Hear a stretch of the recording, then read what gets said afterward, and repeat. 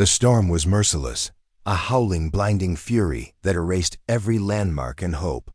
Snow whipped through the air like shards of glass, stinging the eyes and choking every breath. In the heart of this white chaos, death seemed certain. The world was nothing but wind, ice, and the distant echo of a dog's desperate cry. Somewhere beneath the swirling blizzard, a Saint Bernard lay half buried, his massive body trembling against the onslaught. Frost clung to his fur, turning him into a living statue, his heartbeat slowing with every passing second. The cold gnawed at his bones, and the darkness pressed in, whispering that this was the end. No footsteps, no voices, just the endless roar of the storm and the silent promise of oblivion.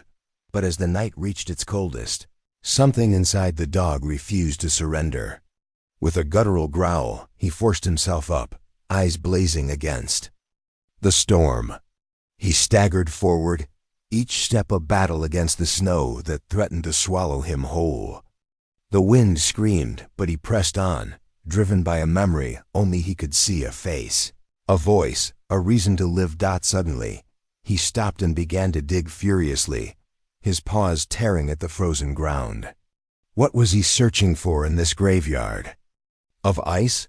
Why did he risk everything when all hope was lost? The answer, hidden beneath the snow, would leave rescuers speechless and prove that even in the face of death, a dog's courage can spark a miracle no one could have imagined. Before we dive into today's story, I'd love to hear from you. Where in the world are you watching from? It's always amazing to see our global community come together. If you believe in God's miracles, show it, like and subscribe now. The rescue team had expected the worst. That morning's emergency call had sounded like so many others, a vague sighting, a cold trail, another reminder of how fragile life becomes when it is buried beneath snow and silence. But when they arrived at the edge of that frozen field, they found something they could not explain. Curled in a hollow depression in the snow was a massive dog, stiff with ice, eyes barely open, his body wrapped protectively around something hidden beneath his chest. At first, they thought it was a blanket, but then it moved. It was a boy, 8 years old, pale, shivering uncontrollably. His lips were blue, and the edges of his ears had already started to redden with frost. His hands were tucked beneath the dog's chest, and his face was pressed into its side as if he had known, on some instinctive level, that this animal was the only heat left in the world. There was no collar on the dog's neck, no tag, no chip, no sign he belonged to anyone. But his posture said otherwise. This was not random. This was not instinct alone. This dog had found the boy, and then used every ounce of his own warmth to keep him from fading. The boy's name was Caleb. His mother had found a note on his pillow the night before, written in pencil, barely legible. "I am sorry, I am not good. Do not look for me."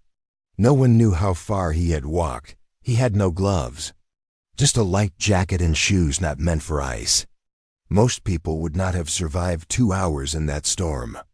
Caleb had lasted the night. At the hospital, staff rushed to stabilize them both. Caleb was treated for hypothermia and minor frostbite. The dog, later nicknamed Guardian by the nurses, was warmed slowly with blankets and 4 fluids. He had not eaten in days. His paws were torn raw, but he never took his eyes off the boy. Even sedated, his head lifted each time Caleb stirred. When the boy finally woke up, the first thing he asked was, "Is the dog okay?" That was the first crack in the wall, because what began as a rescue quickly turned into something harder to manage. A bond that no system had room for. Guardian had no known owner. By law, he would be processed through animal control. If unclaimed, he would be put up for adoption after a mandatory hold. But Caleb, still recovering in a hospital bed, refused to be separated from him. He did not cry. He did not plead. He simply stared at the ceiling and whispered, "He came for me." Caleb's caseworker, a tired woman named Diane, who had seen too many broken children and too few healed ones, tried to explain gently that animals cannot always stay, that even the kindest dogs are placed in shelters if they are unregistered. But Caleb said something that stopped her cold. He knew where I was. And he had. The search radius had been wrong by miles. Rescuers had been combing the woods near Caleb's home. Guardian had led himself in the opposite direction, toward an abandoned trail where no one had thought to look. There were no footprints to guide him. No scent trail under 3 inches of fresh snow. But he had gone. And he had stayed. The hospital footage showed it all. The dog pacing in front of the ER entrance. The way he refused food until he saw Caleb moved from critical care. The way his body sagged with relief when he was finally allowed inside, even if only for a few moments. People watched the footage with disbelief, then with awe, then with tears. News outlets picked up the story within hours, but the truth was far more fragile than the headline suggested. This was not just a dog saving a child. This was a story about 2 lost souls who had found each other quietly in the most dangerous place imaginable. And now, the system was preparing to separate them. Caleb's condition had stabilized, but his silence deepened. Doctors attributed it to trauma, emotional shock, or the lingering cold still echoing in his bones. But Diane, the caseworker, knew better. It was not just fear or fatigue, it was detachment. He responded to questions in nods and shrugs, eyes constantly drifting to the window as if afraid the snow would come back and take something with it. Guardian, meanwhile, remained a complication. The shelter's legal team had already begun preparing paperwork to list him as unclaimed property. In 7 days, if no owner came forward, he would be made adoptable to the public. Despite media coverage calling him a hero dog, no one had stepped up to claim him, and yet, he had found Caleb. That fact haunted Diane. Dogs, even well-trained ones, do not wander miles through wilderness to locate a missing boy in a snowstorm with no trail to follow. Search dogs take commands. Guardian had taken initiative. Some staff said it was luck. Others whispered words like bond and fate. But fate did not show up without reason. Not in cases like these. So Diane started digging. She requested veterinary scans from the shelter Guardian's x-rays, blood work, microchip status, everything. She cross-checked nearby missing pet reports, combed regional vet clinics for archived records. There was nothing. He was a ghost. Strong, intelligent, emotionally intuitive, and completely undocumented. That night, Diane found herself sitting in her car outside the hospital longer than usual. She watched as the night staff dimmed lights across the pediatric wing.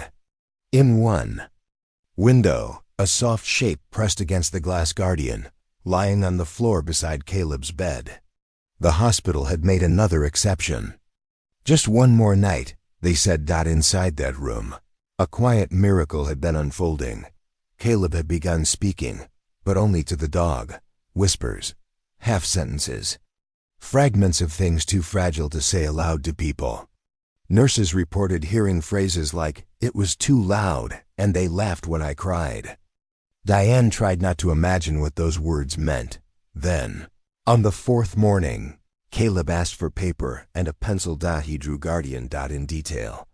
Not as he was now, but as he had been, standing upright, wearing a vest, military style, letters stenciled. Along the side, Diane's heart stopped. She zoomed in on the sketch. The boy had written the letters carefully. K9-14. She took the drawing straight to the local VA office. 2 days later, the mystery unraveled. Guardian was not a stray. He had once been part of a tactical K9 unit stationed 2 states over. His handler, an Army corporal named Brian Keller, had been killed in action 3 years earlier during a deployment in Kandahar. Guardian, known then as Toro, had been retired after suffering minor spinal damage in an explosion. He was supposed to have been rehomed through official channels, but somewhere in the system, he had vanished. No transfer record, no confirmation of adoption, Just a blank space dot until now. Diane sat in stunned silence as the records were printed out. Medical evaluations, handler assessments, field reports. One line stood out under psychological traits, displays unusually strong protective instincts. Toward children. How had he ended up here? Who had discarded him? Had he escaped or been dumped? None of it made sense, but one thing became clear. He had remembered. Not the boy, perhaps. Not consciously. But something in him had pulled him across miles of snow and silence and led him to that field, to that child. As if the part of him trained to protect had refused to die. But now came the impossible part. Legality. Guardian belonged to no one. Yet suddenly, multiple parties wanted him. A veterans organization offered to take him for ceremonial work. A wealthy donor offered to fund his permanent care at a luxury facility. Adoption applications poured in. Caleb did not speak much anymore. But when Diane told him someone else might take Guardian, he broke. Tears he had fought for days surfaced all at once. He clung to the dog, arms locked tight around his neck, face buried in fur.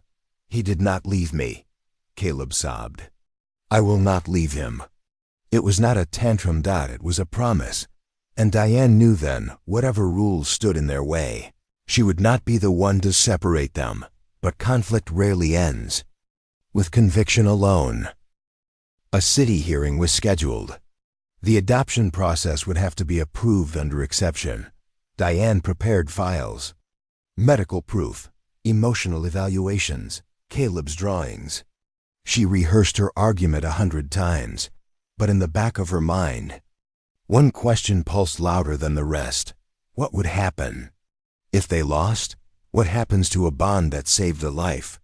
When the world says it is not enough, that hearing would decide everything. And Guardian trained to protect, forged by war, abandoned by systems, would face his greatest trial yet.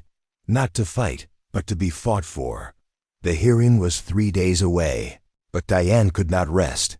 Every spare minute outside the hospital was spent piecing together a trail that had long been buried.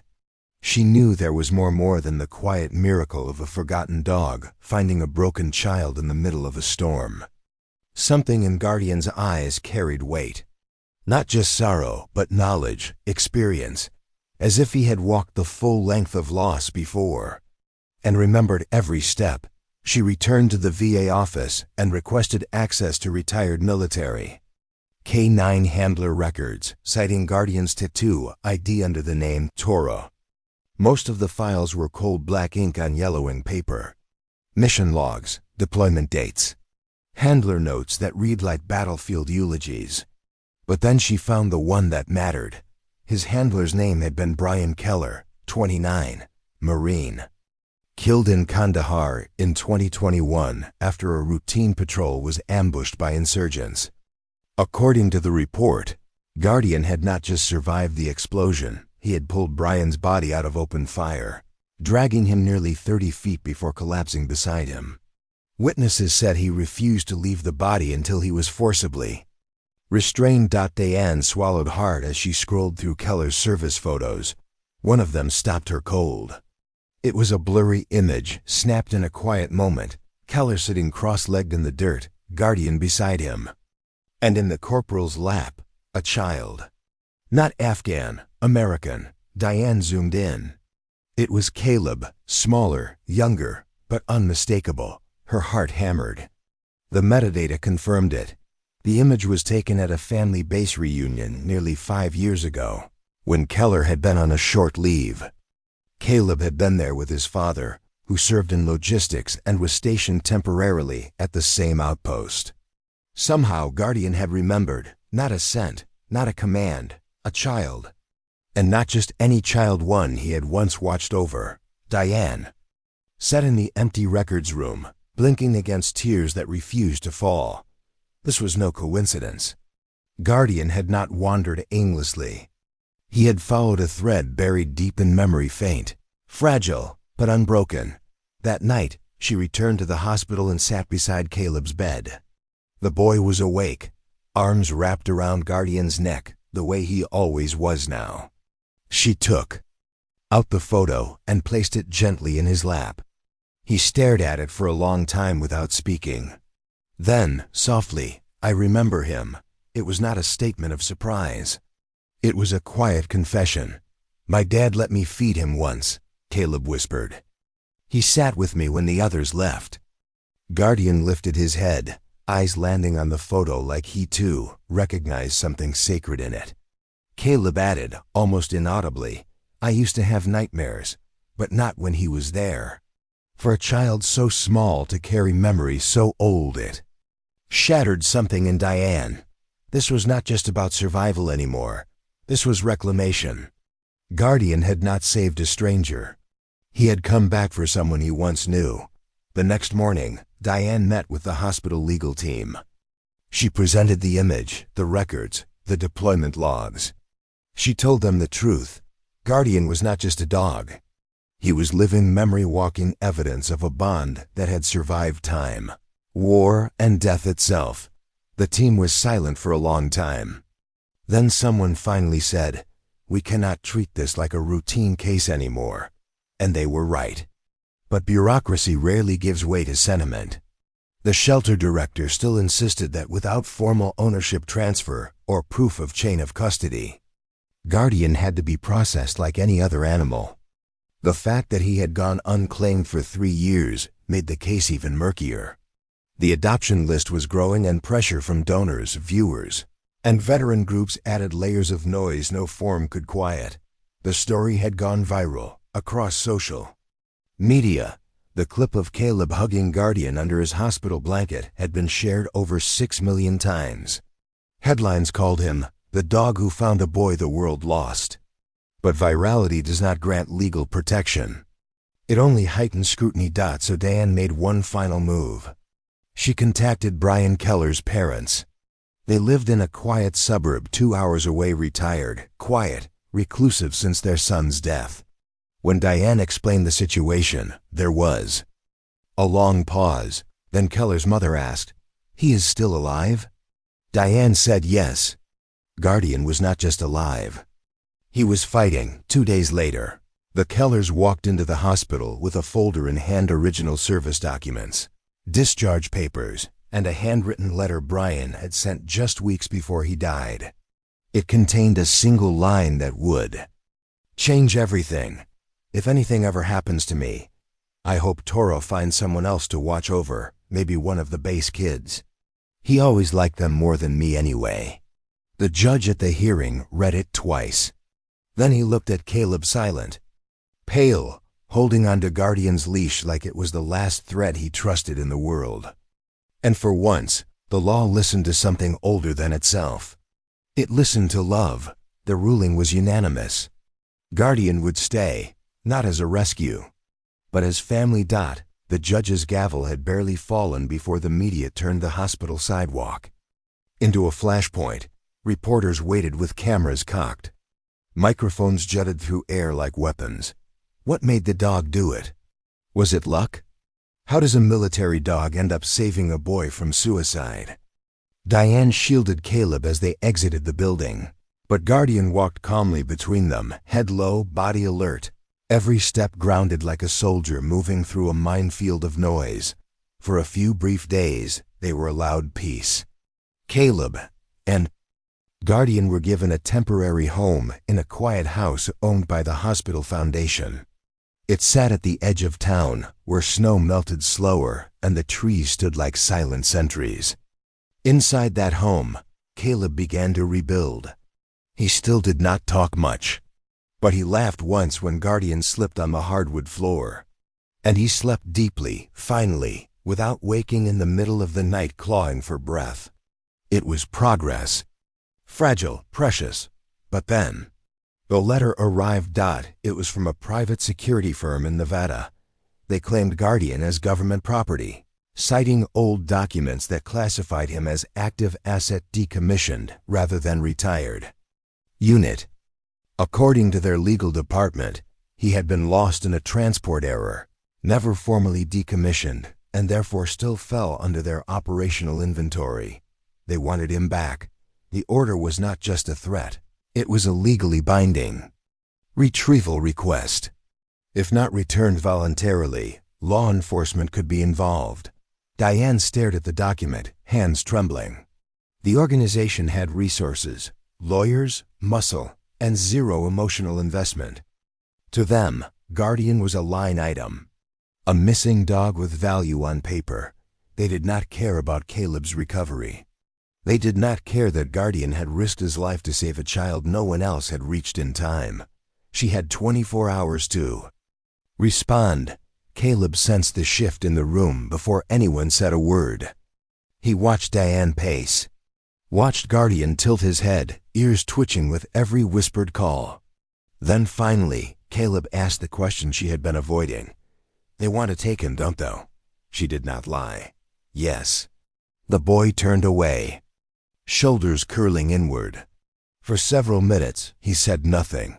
Then he rose, crossed the room, and knelt beside Guardian. He placed both hands on the dog's face, pressing their foreheads together. "He is not theirs," Caleb whispered. "He is mine. He came for me." That night, Diane made the call. "No," she said. "You cannot have him." The firm responded with silence, then legal threats. Then confirmation that a retrieval agent would arrive the following day. They came. At noon, 2 men in suits. One stood back by the SUV, arms crossed.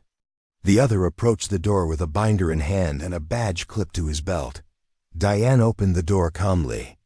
Guardian stood beside her, body tense, growling low in his throat. The man did not flinch. "We are here to collect military property, ma'am." "He is not property," Diane said softly. "By Statute 74.1b, he is." Diane held out the documents, the ruling, the judge's decision, the letter from Brian Keller's parents. The man glanced at them but shook his head. Federal Code overrides state family court. At that moment, Caleb stepped forward. He was holding a small cardboard box. Inside were folded papers, letters, drawings, a torn note that had once read, "I am sorry, I am not good." Caleb handed it to the man without saying a word.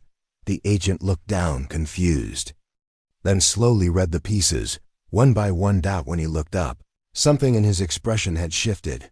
"I was not briefed on this," he muttered. Diane stepped closer. He was not a stray who wandered into a snowfield. He remembered a boy from 5 years ago, found him in a storm, sat on top of him to keep him from freezing to death. That dog is not your lost asset. He is a soldier who completed one final mission. The man hesitated, then turned and walked back toward the SUV. A hushed conversation followed. The man with his arms crossed seemed less convinced, angry. Then finally, a gesture. The door shut. The vehicle rolled away. They were not coming back. Inside the house, Caleb exhaled so deeply, it sounded like a release of years. He dropped to his knees beside Guardian and buried his face in the dog's fur, whispering the same words over and over. "You are safe now. You are safe now. You are safe now." Later that evening, Diane stood by the window watching snow fall again. Quiet, light, harmless this time.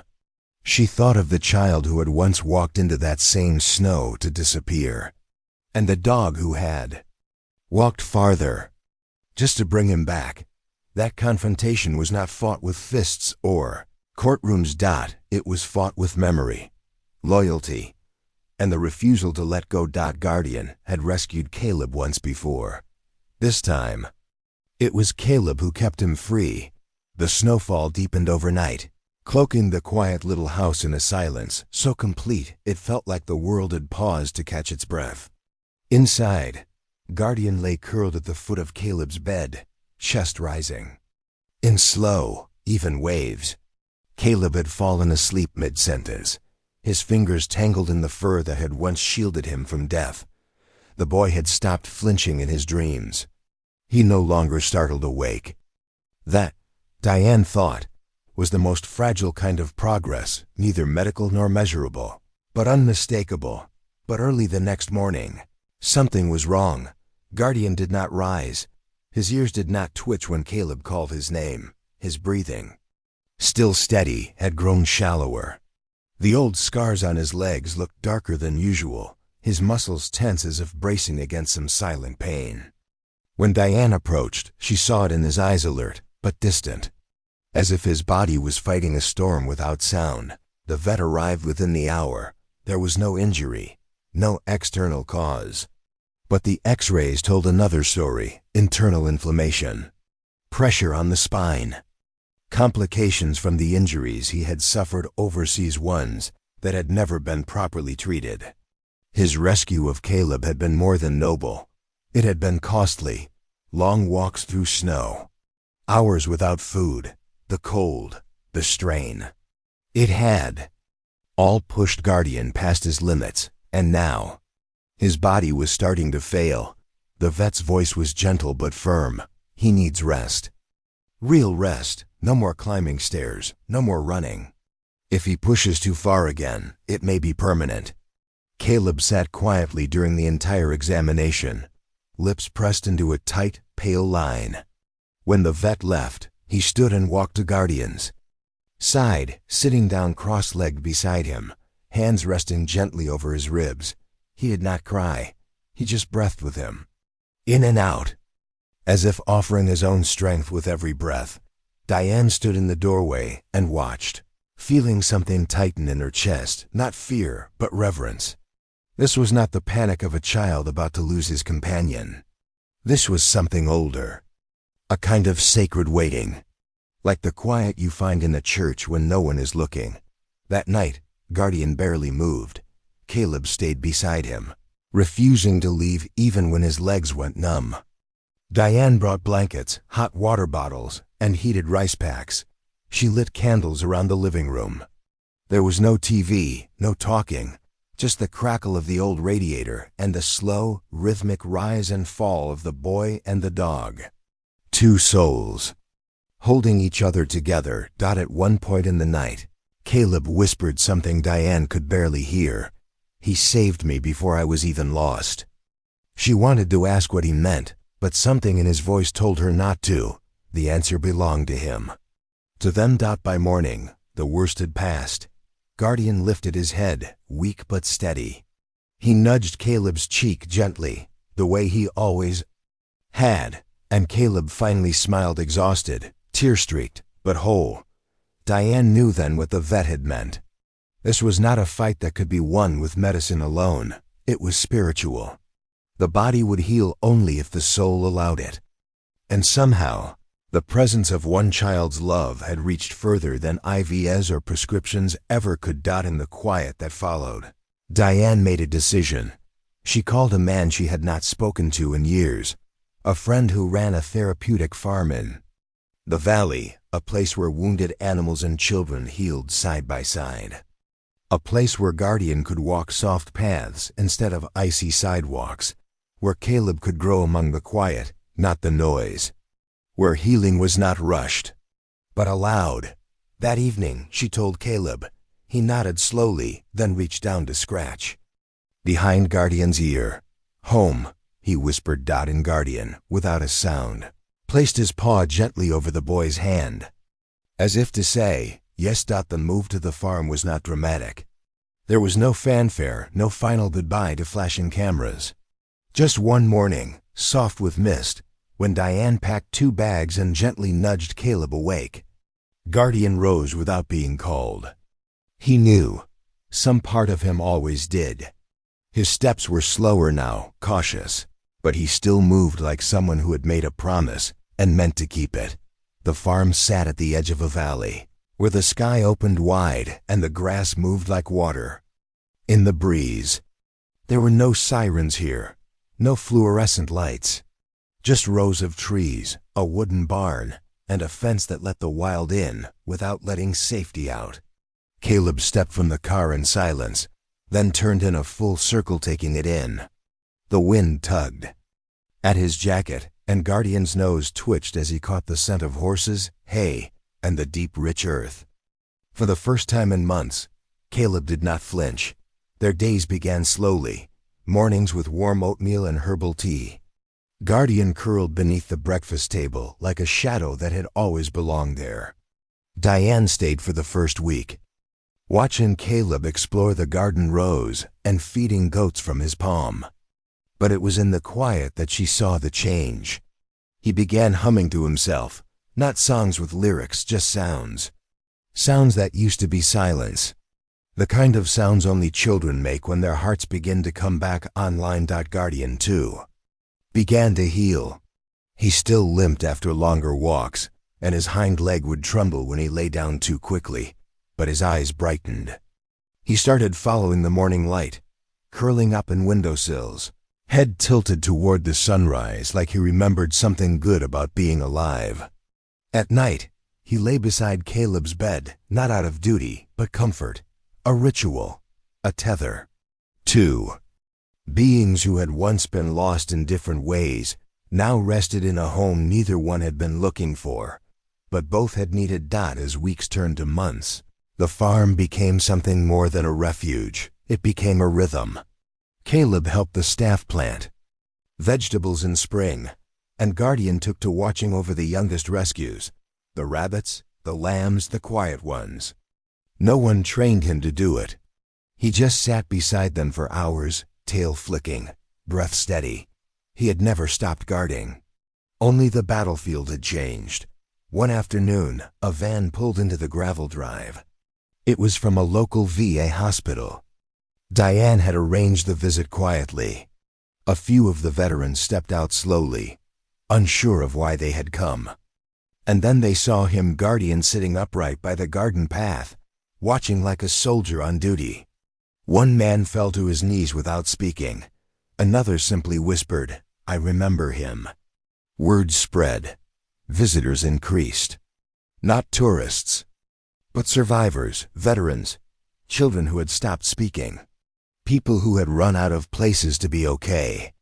They came, and Guardian stayed, listening, breathing, staying. By the end of summer, the staff had added a new nameplate beside the welcome sign, Caleb and Guardian's Meadow, a place to heal together.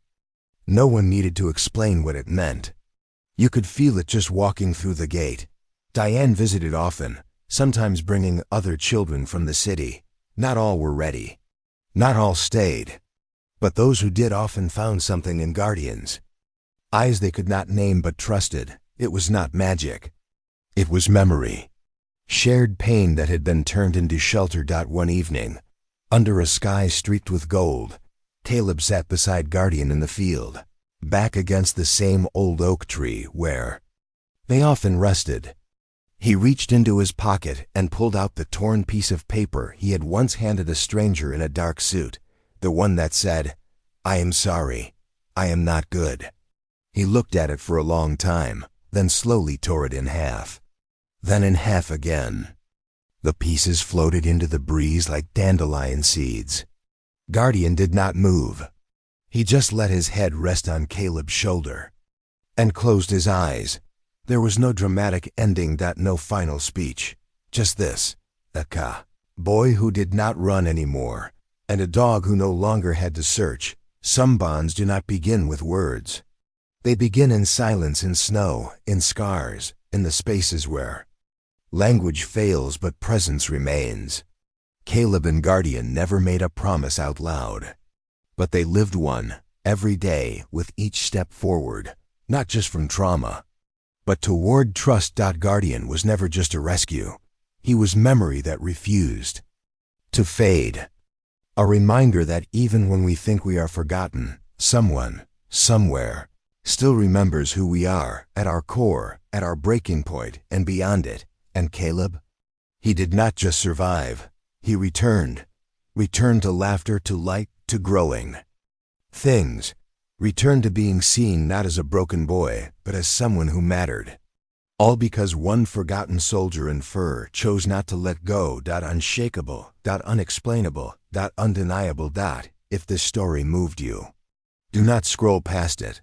Take a moment, share your heart in the comments. Tell us if you have ever seen loyalty like this, or felt it, or needed it. We read every word. And somewhere, someone who is struggling may read yours. And remember, they are not alone. Subscribe to Loyal Hearts for more true stories that do not just entertain, they restore faith. Tap the bell so you never miss the next journey of courage, sacrifice, and love. Because sometimes, the greatest heroes do not speak, they simply stay.